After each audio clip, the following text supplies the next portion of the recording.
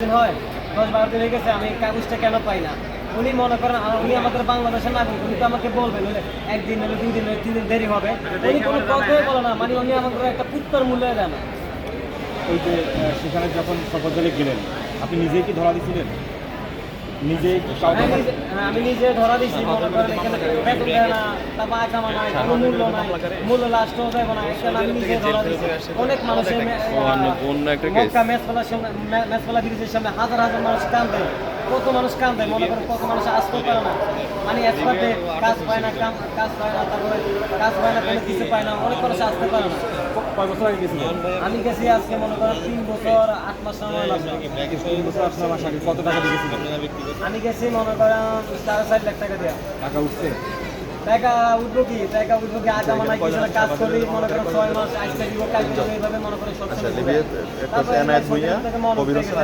নিজে দালাল ধরে ধরা দিছি, দালাল টাকা মাইরা দিছি, পরে শেষ পর্যন্ত পাকিস্তানে ধরে মনে করেন কিছু কিছু লোক আসে 2 দিনে চলে যায়, আবার কিছু কিছু লোক আছে 10 দিনেও যাইতে পারে না, 1 মাসে যতগুলো এখানে মনে করেন অনেকগুলো, তো মনে করেন প্রতি ঘরে মনে করেন 4-500 করে লোক আছে, এই মনে করেন 20-30টা ঘর আছে। শুধু মনে করেন তো আমি জানি না, আমার নাম হলো রাসেল, দেশের বাড়ি চাঁদপুর। ভাই আপনার একটা ছবি